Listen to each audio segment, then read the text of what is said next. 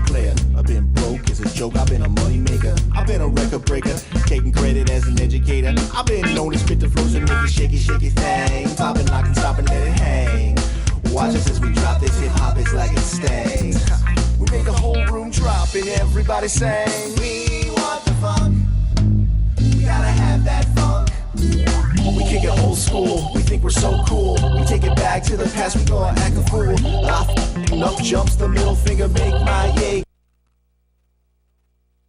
Fan-atical View. I am your host, Scott D. Lewis, here live in studio, Comcast Cable, Channel 23, downtown Danbury, Connecticut, on this seemingly nice day, November 10th, 2 days after what was a nice day as well. Yes.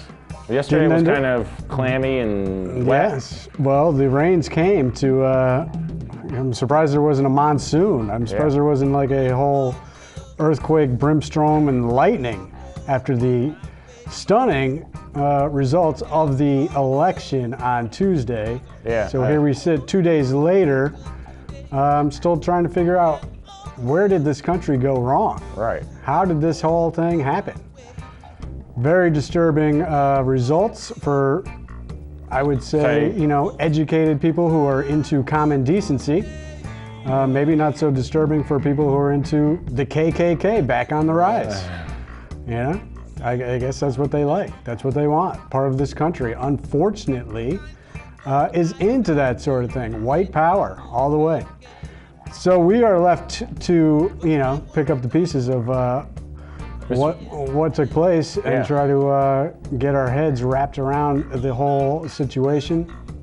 It's really quite disturbing. It was like, 3 o'clock in the morning when the final results came in? I woke up at 2 o'clock in the morning and I saw the results, and I did not go back to sleep for the rest of the night. I don't know how anybody could sleep, hearing that news, that a man who, champions racial hatred in general, makes fun of disabled people, not to mention the womanizing and the treatment of women. The fact that he'll be going to court actually soon for sexual misconduct. Somebody like that.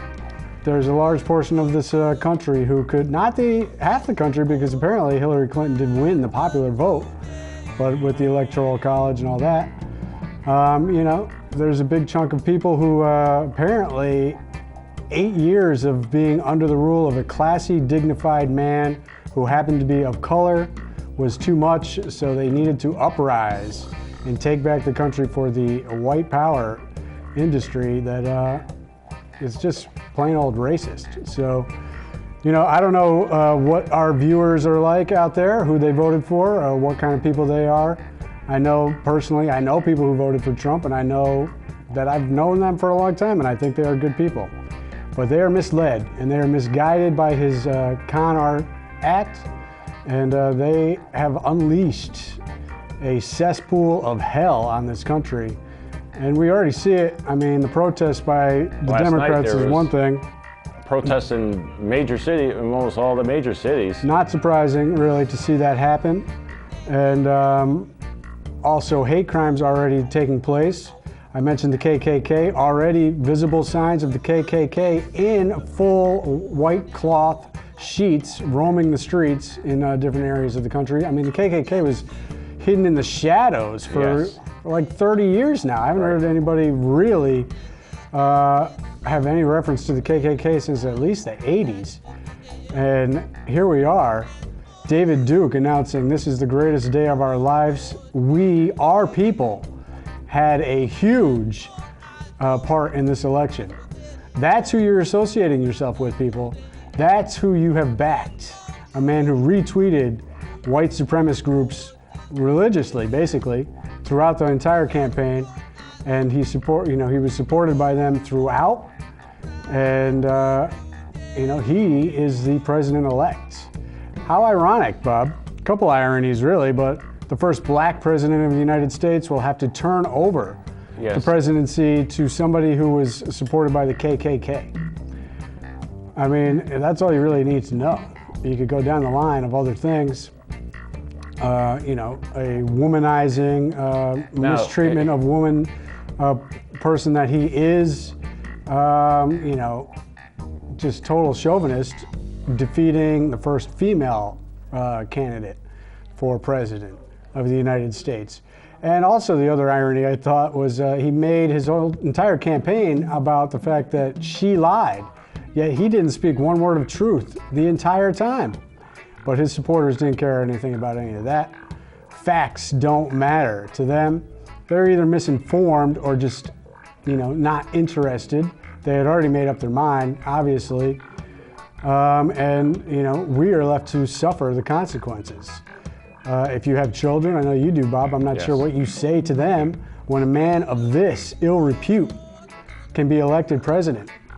You know, what do you tell the children of this country? That it's okay to behave in his manner, spew hatred towards your fellow man. I mean, that is the bottom line. You can maybe quibble, is he really racist? I say he is.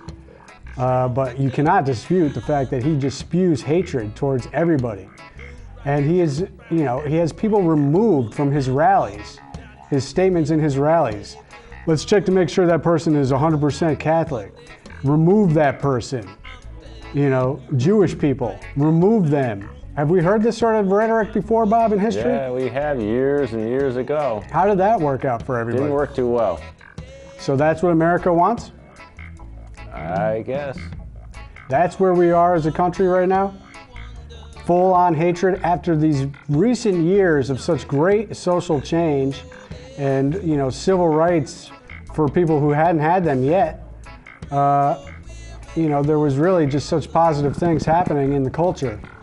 And now we are faced with a completely anti-LGBT presidency. I mean, his running mate, Tim Pence, signed a law in his own state saying if you apply for a same-sex marriage license, you will be arrested. Just let that sink in for a minute. So how's that going to work with all the recent positive change, people who have been oppressed now having you know, freedom to move easily in this country and have rights? How are they going to feel about all this going down, and how is that going to change? We know the Republican Party has not done their constitutional duty and voted on a Supreme Court justice in this past year, even though it is their constitutional duty to do so. So now it is going to be left to Donald Trump to put in place a Supreme Court justice. You know, how's that going to go down? Question, is he going to use Air Force One or use his own? It's funny, I did think of that the other day. He would probably be so pompous that he would say, oh, the Air Force One isn't good enough for me, I'll just get my own plane. Yeah. I don't know, does he even have the money to do that? I mean, he's bankrupted every company he's ever been a part of. All these people thinking, oh, he's going to be great for job growth, great for the economy. Didn't another one of his casinos just go down the drain? How many jobs were lost with that? Was it 30,000 jobs? You know, it's just unbelievable that the middle class, lower middle class people of the, you know, workforce here think that this, you know, guy who was given money by his father and just swindles people left and right is going to be their savior. Plus, let's look at the facts. I mean, how much job growth was there under Obama? A ton. If you look at the numbers, it was almost as much as it was under Clinton, Bill Clinton, who had a successful 8-year run. Obama, a successful 8-year run, who took over at the time when it was the greatest recession since the Great Depression. Just listen to those words. Why do people not accept that that's where he took over from and what he has done? The unemployment rate right now is so low, it is listed as full employment. But of course, those numbers don't really matter anymore. They're not the accurate numbers. Right. They're the numbers that Romney ran on. So they mattered then.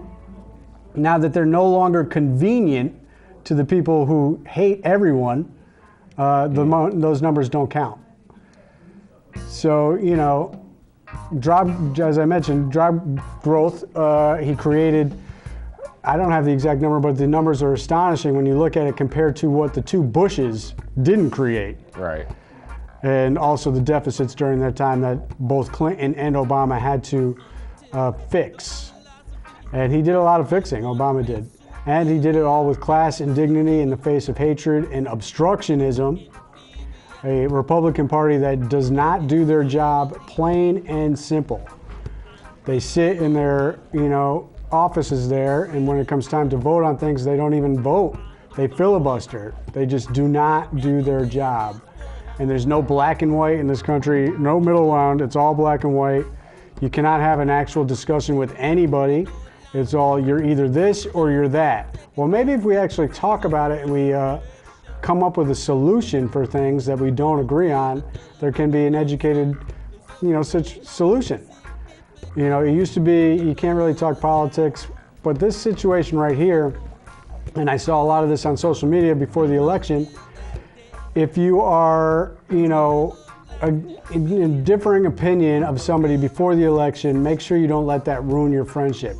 Well, that's if you're talking politics. That's not if you're talking about moral decency and straight up racism and hatred for fellow human beings across the country.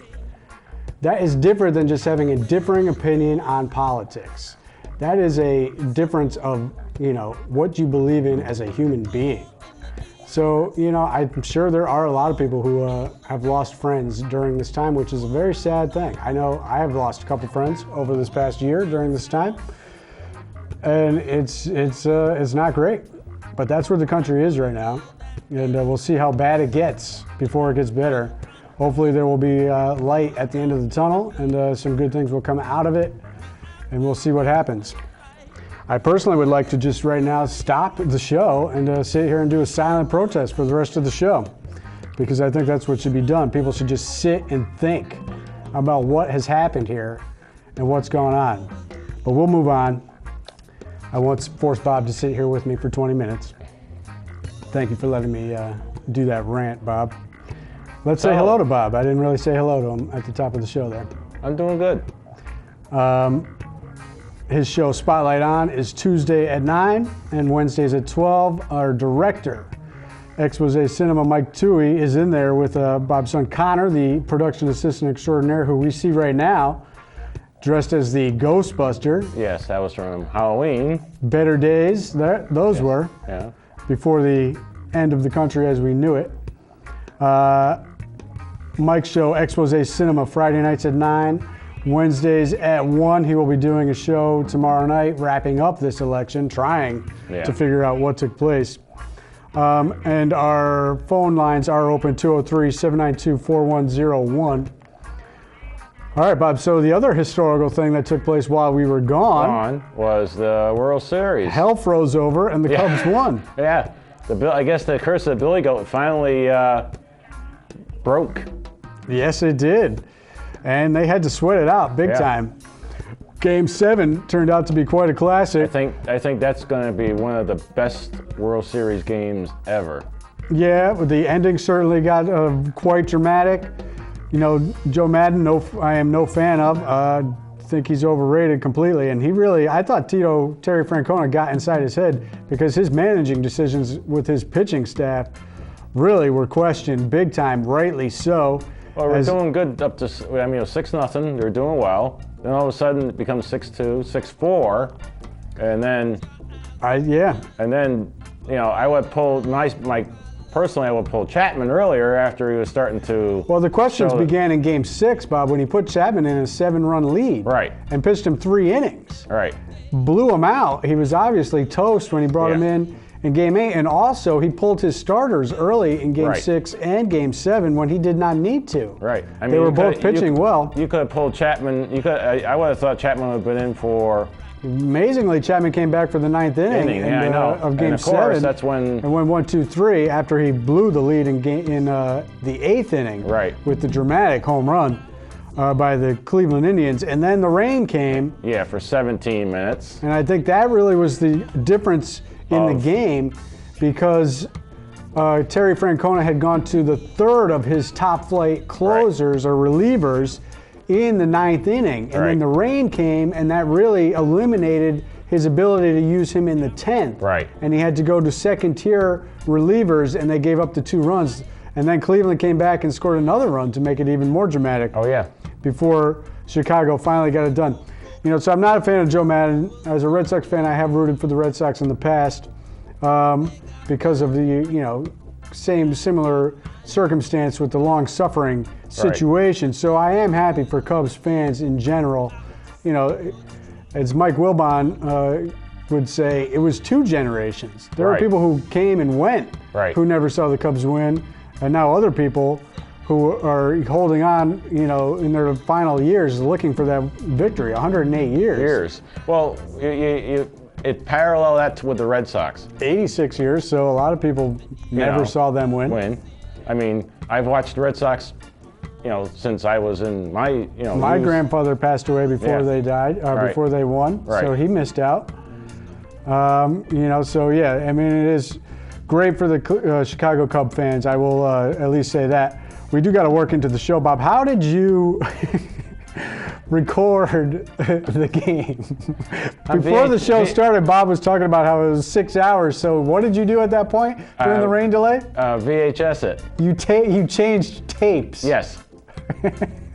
I still use So if anybody needs a VHS copy of Game 7 of the World Series, Bob has it on 2 tapes because the game went so long. But I can convert it to DVD, so. All right. All right, so we're not going to really stay on this too long because it was a little while ago. But, hats off to the Cubs. I was disappointed. I was sorry for Cleveland. They were up 3-1. Right. Terry Francona, a great manager, great guy, but they just couldn't finish it off. They were missing 2 starters. He did what he could, but they just couldn't come up with it when they did. But they did rally in Game 7, so it was a great series in the end.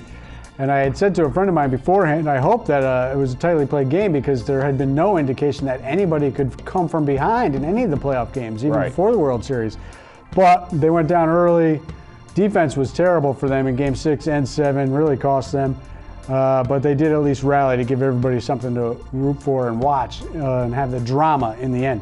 All right, Bob, I want to get to some NBA. We'll go through it kind of quick.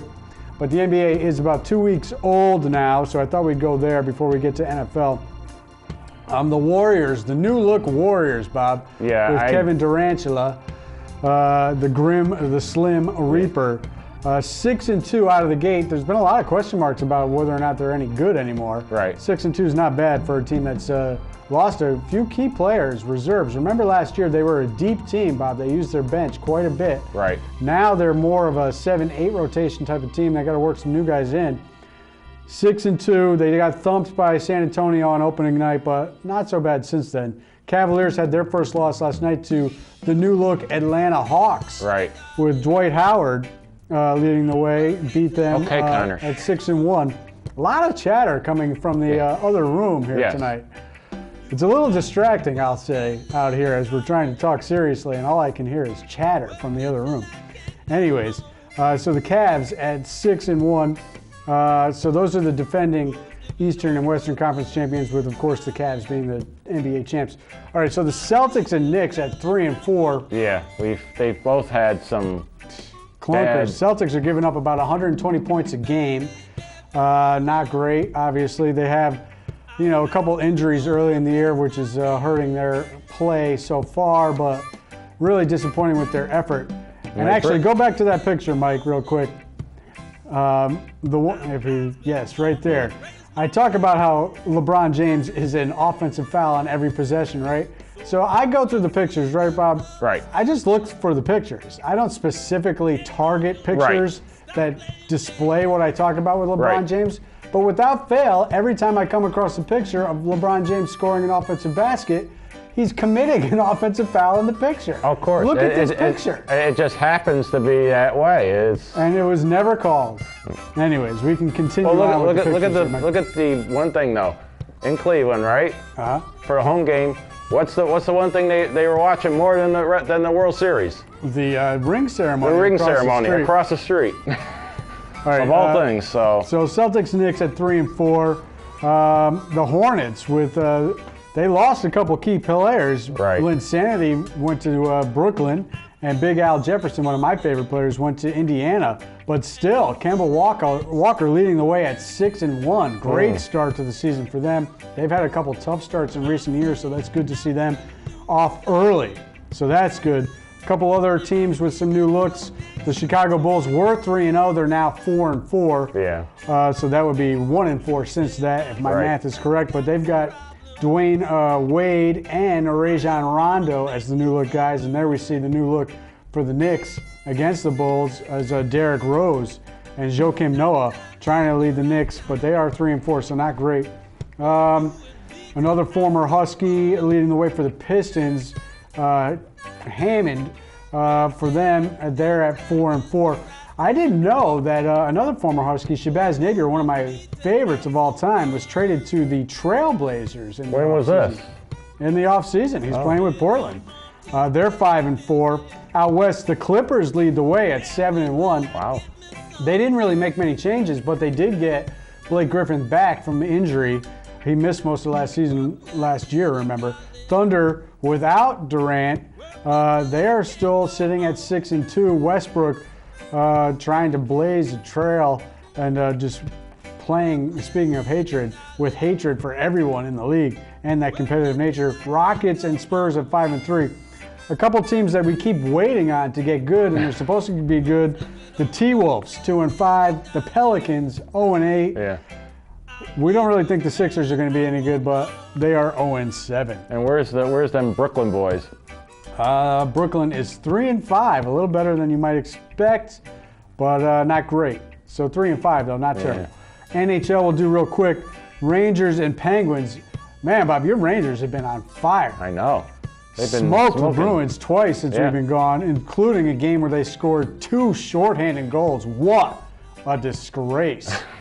Absolute disgrace by the Bruins. They are tied for first with those Pittsburgh Penguins at 20 points apiece. Penguins 9-2-2. Rangers 10-4. Was that like an 8-game winning streak they just had? Pretty impressive. And they're scoring goals in bunches. Offense looks like it can't be young denied. kids. They lost to Vancouver though. Devils at 4th place. What are the Islanders? For some reason I didn't list them. Maybe because they're not in the top 4. They're so far down I didn't even notice. At 12 points. They're second from the bottom in the Metropolitan. Not good for the Islanders. And the Bruins, not good either. At 5th place in their conference there at the Atlantic. 7-6, 14 total points. A couple other things we just want to touch on quick. MLS, Bob, remember when I was here talking about how great the New York Red Bulls were this year, and also NYFC? Yeah. How'd that turn out in the playoffs? I don't know. How did it go? They both lost both their games, and they are out in the first round. Done. Over before it basically even started. So they are gone. I did want to touch on that. I did want to also touch on racing. 2 races to go. 2 more spots left for the Final 4 to see who can race for the Cup in that final race. Logano is in a good position to make that final cut. He led most of the laps. He did not win the race this weekend, but I think he was the lap leader, like 100 and something laps. So he is looking good, the Middletown, Connecticut kid. We'll see if he can make it to that final race. Really an impressive finish to the season right here after the disappointing end to the season last year when he got sandbagged and taken out. So we'll keep track of that race this weekend. Also, actually, real quick, back to soccer. Huge game tomorrow night, Bob. USA versus Mexico in the World Cup qualifying as that continues. So that's a big game, huge rivalry. Is USA home or away? You know, I did not look to see where that game is being played, but Mexico has been the team to beat in the last year and a half, really a dominant team playing great. And USA has recovered somewhat since the disappointing World Cup, played better recently, but that is going to be a big game tomorrow night. I will probably try to find a way to tune into that. College basketball, Bob, the preseason, exhibition season started already for UConn. A regular season, I guess, will be starting soon. We'll keep our eye on that. But college football is getting late. And UConn, it needs help. they were 3-3. They are now 3-7, I do believe, as they've been getting thumped, losing 4 straight. I don't see them making the cut this year. The top 10, though, Alabama with a 10-0 defensive win against LSU. They hold on there at home against Mississippi State this weekend. Michigan pounded Maryland this weekend, 59-3.